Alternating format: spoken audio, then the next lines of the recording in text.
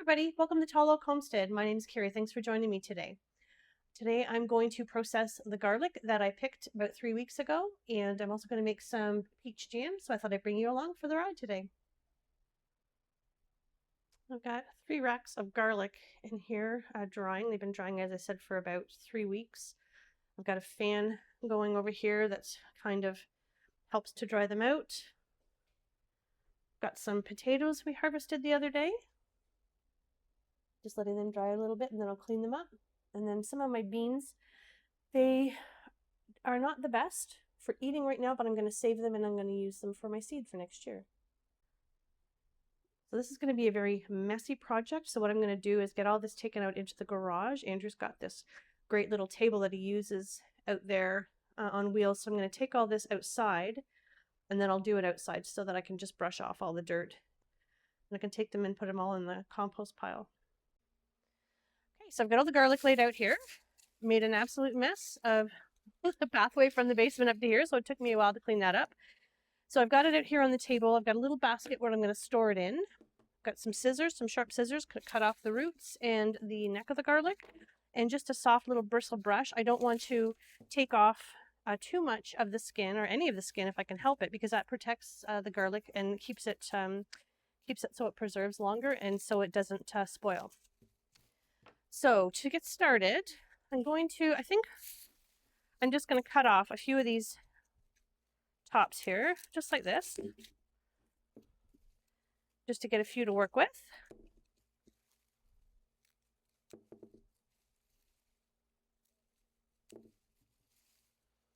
So this was porcelain music garlic, the Hardneck variety.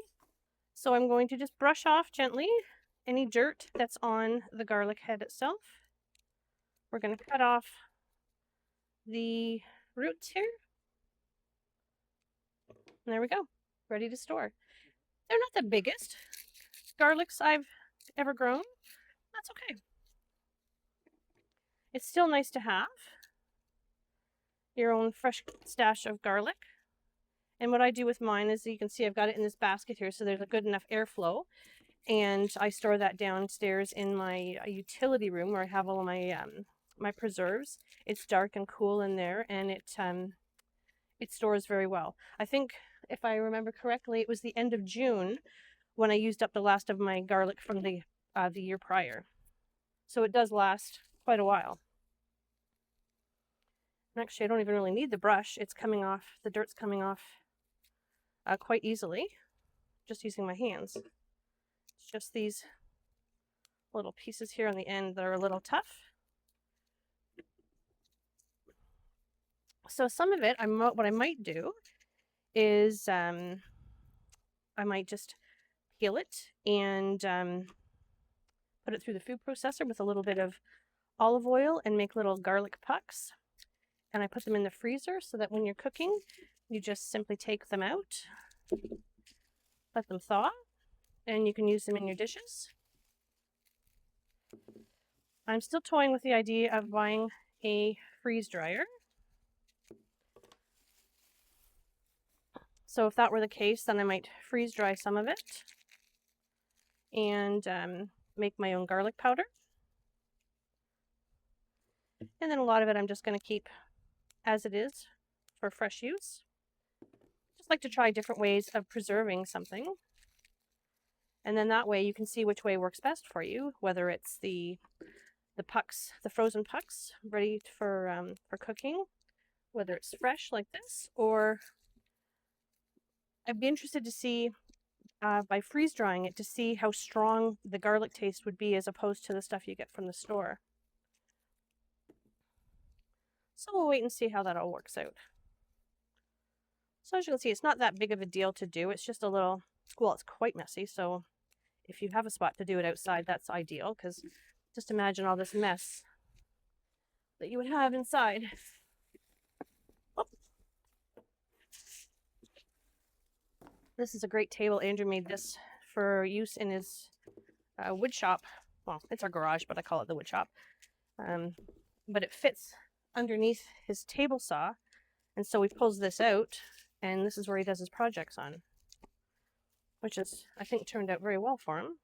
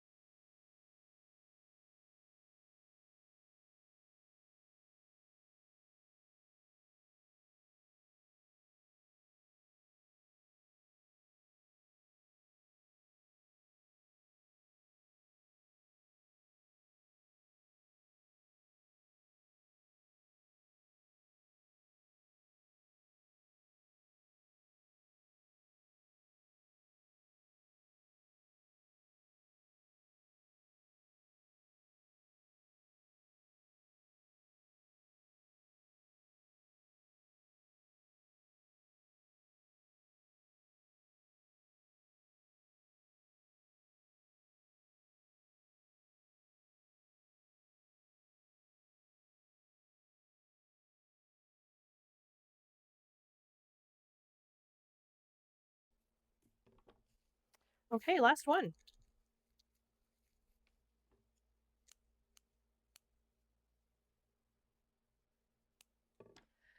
All right, there you have it. Good stash of garlic. All right, I just need to get this cleaned up, and then I'll show you my wonderful birthday surprise, and then we'll head inside and we'll start making some peach jam. So here is my fabulous birthday gift. My very own e-bike. My original bike I have only has like 4 speeds, and to stop you have to pedal backwards. Doesn't even have handbrakes, so I got a lot of gadgets on here I got to learn how to use, but it's fantastic because hills are no longer a problem and I can ride forever. Okay, yesterday I was shopping, got some beautiful Ontario peaches, nice and ripe, so I thought it would be a perfect time to make some peach jam. Looks like I've got enough here to make probably a double batch, which is exciting because then I can share it with people. It's not Andrew's favorite, but it's my favorite jam. Some people peel their peaches with a knife. I prefer to use a vegetable peeler. They just smell delicious. So I'm going to be using I'll pick it up in a minute when my hands are clean. I'll show you the book that I follow. I'm going to be using liquid Cerdo for this jam, as opposed to the crystal. There is an alarming amount of sugar going into this. That's just what the recipe calls for.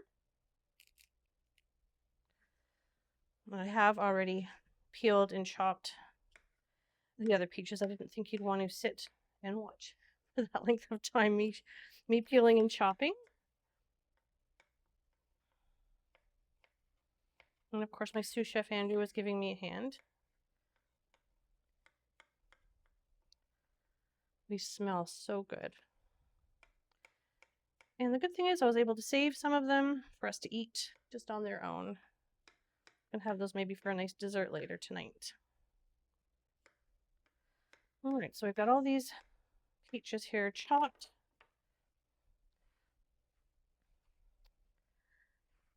Okay, we'll get these. Just move this out of the way here and get my pot.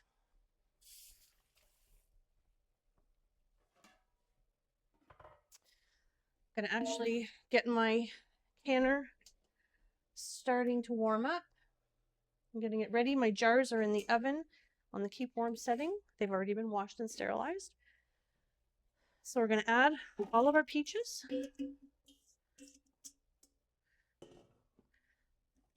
8 cups of peaches.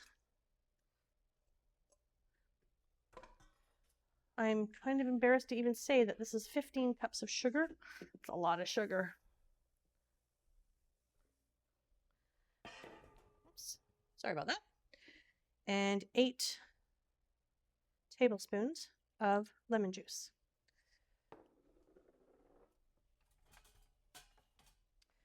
I'm gonna get this stirred together.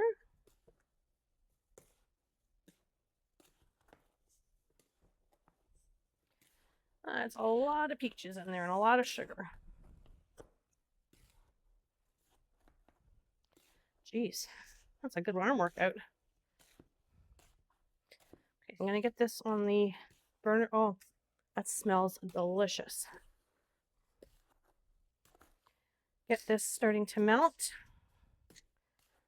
And what we have to do is bring this to, get the sugar melted, bring it to a boil. It has to boil vigorously for a minute without, so if you try and stir it, it will not disrupt the boil. So it's got to boil like that for a minute.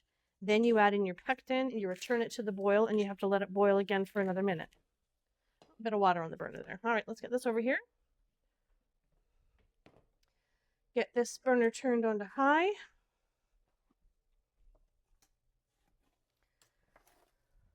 It's going to take a little bit for this to all start to melt down. Get that sugar on the bottom there.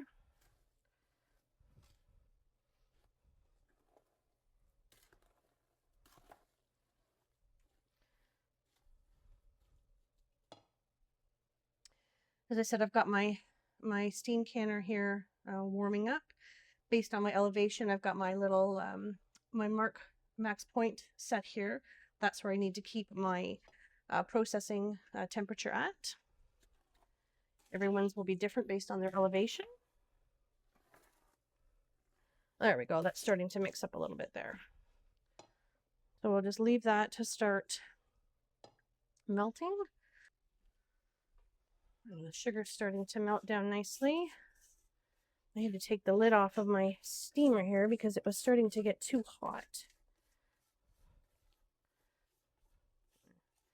Scrape down the sugar from the sides there. That's all nicely mixed in now. I'm just waiting for it to come to a boil.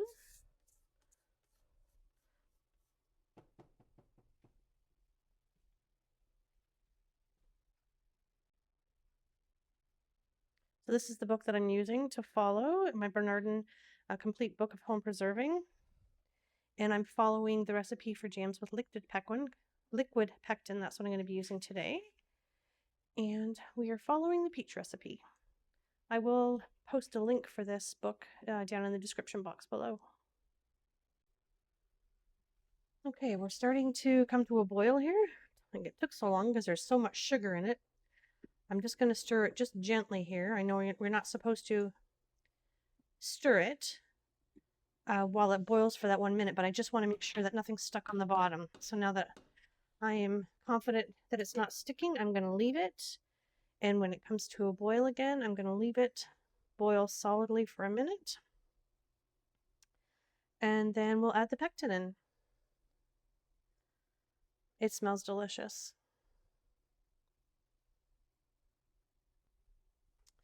Okay, we got a good rolling boil on the go here, so I'm going to let that go for a minute. I'm not going to touch it.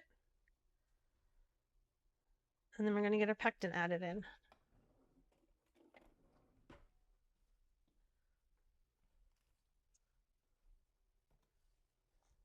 Okay, we've been going here for a minute.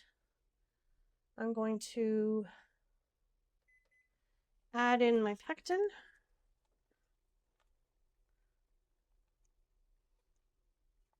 Oh. I never used to use the liquid pectin. I always use the crystals, but I quite like this actually.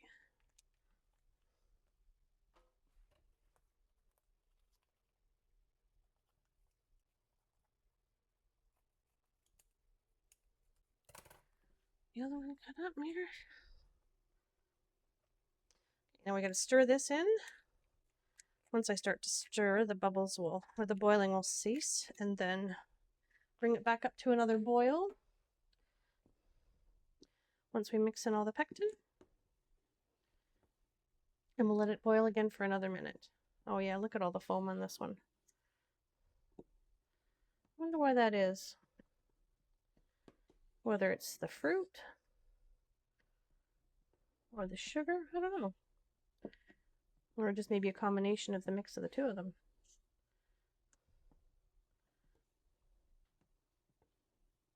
All right.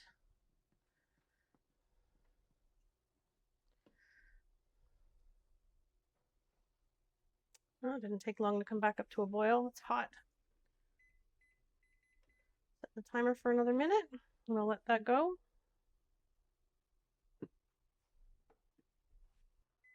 Okay, there's a minute. I'm going to turn this off, take it over to the sink, and we will stir it and skim off the foam.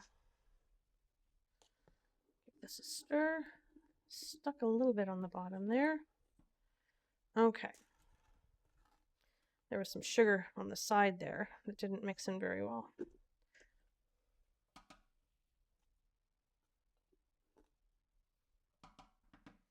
Might be easier with a smaller spoon that I can get right in the bowl here. Let's try that and see how that works.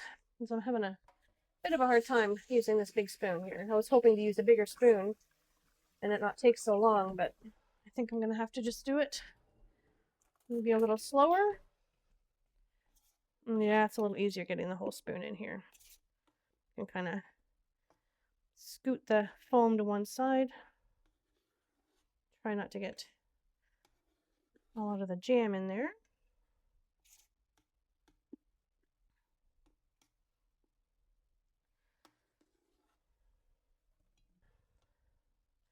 I'm okay if there's a little bit of foam left in there. I'm not too worried about it. Just try to get the most of it off of there. Well, it doesn't really hurt anything. It's just more of aesthetics. But I'm not too worried. All right, I think that's going to be good enough. All right, I'm going to get this all rinsed off. And we'll get our jars out of the oven. Okay, I just got my jars out of the oven. They're nice and warm. And I'm going to give this one last stir. Wasn't quite sure how many jars I was going to need. So it's always better to get a little more prepared than what you might need. All right. Start getting this scooped out of here into the jars.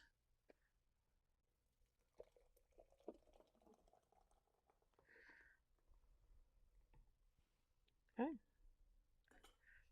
Smells delicious. I bet it's going to taste just perfect.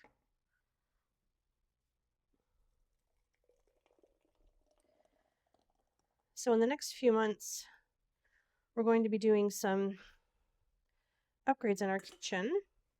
We're going to be getting new countertops, and I've always wanted a farmhouse sink.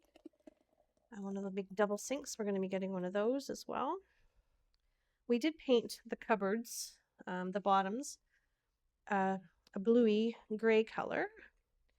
We're going to leave that as is, but I think what I might do is a little bit of a touch up on those. And I think also what we'll do is probably some sort of a top coat on them, because the main cupboards themselves, like on the front of the cupboard, is fine. Nothing gets marked up. But at the top, by where the handle is, there's always marks on that from use, you're touching it and scraping it accidentally. So I'll be doing that. Andrew's going to be going away later in the month for a week to visit our daughter out in BC, and then also while he's out there, he'll be spending some time with his brother and sister, which will be great. And I'll have some extra time on my hands. I'll be at home with our dog. So I'm going to do some painting and some other little projects around the house. Oh, and he's not going to be here, so he won't know all the projects I'm going to get up to. I'm just teasing. Topping those up a little bit. Looks like that's a little bit too much in that one there. So let me pour that in there. I'm going to just get my spoon and take a little bit out of this one here. They need an inch headspace, so that's a little bit too much in there. And actually this jar in front has a little bit too much as well. Just don't want to have it while I'm canning, have it siphon out. There we go. And I think I can probably pour this one right in.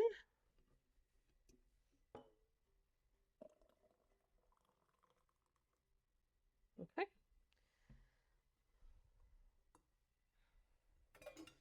There's one of these little tiny jars, and this one I won't water bath can. I'll just let it seal up, and we'll just eat that right away. Oh, you can hear my canner at the back there boiling away. Oh shit!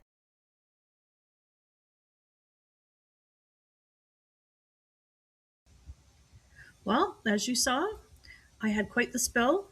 I'm a firm believer in showing what is really going on, and I made a heck of a mess. We cleaned it up as best we could, just so I could continue on with the process of making the jam. But afterwards, we had to wash that floor about 3 times to get all of the sugar and the jam all out of the floor. But then not only that, but then this little piece of video that I was filming here, something happened to the sound. So I lost the sound on that. So you'll just see me here adjusting the headspace on some of the jars and then wiping it down with the vinegar just to make sure that there's no jam left on the jar itself, and just to double check there aren't any nicks in the jars. I'm going to get these covered with their lids and put into the steam canner, and these need to process for 15 minutes. Once they've processed for 15 minutes, we take them off the burner and let it sit for another 10 minutes, and then we're able to take them out, and they should all have sealed at that point.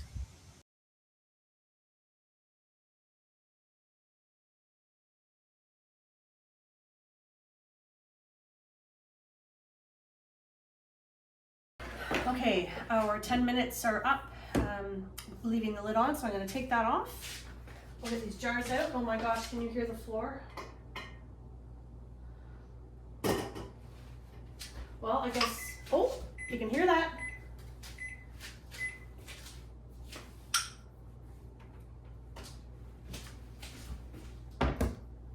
Already starting to pop, that's awesome.